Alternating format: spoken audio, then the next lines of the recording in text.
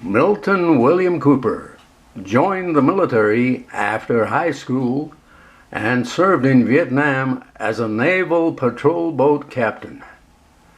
In 1972, he was part of the team that briefed the commander of the Navy's Pacific Fleet.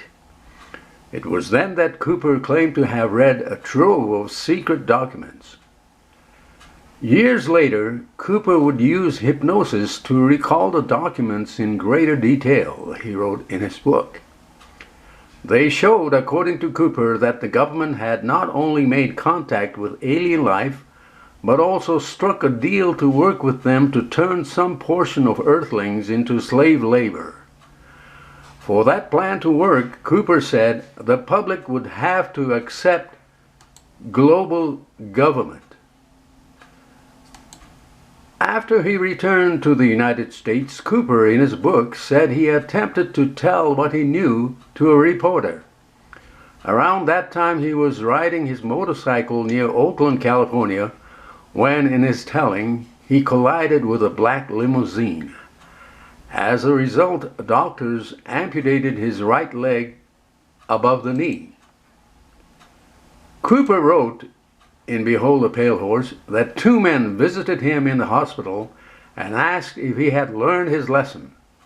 Cooper told them he would be a good little boy, but silently vowed to himself that he would release his information. By 1984, Cooper was living in Fullerton, California, working at a small private technical college, and was again ready to share what he knew. Cooper started giving lectures on what was then a thriving UFO circuit, said Norio Hayakawa, who helped set up Cooper's first speaking gigs in the Los Angeles area. He brought this whole fresh new viewpoint on UFOs, Hayakawa said in a phone interview from his New Mexico home. He connected the UFO phenomenon to the secret government and a plan to create a new world order. Cooper's lectures were dark, Hayakawa said, compared with the relatively lighter fare of abductions and sightings the UFO community was used to. By late 1980s, Cooper had moved to Camp Verde, Arizona, and was traveling the country giving lectures. Wherever he appeared, he set up a merchandise table to sell his writings and recordings of his lectures. Behold the Pale Horse was published in 1991.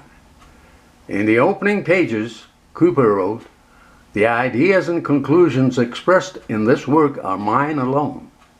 It is possible that one or more conclusions may be wrong." His aim, he wrote, was to provide information so readers begin their own earnest search for the truth.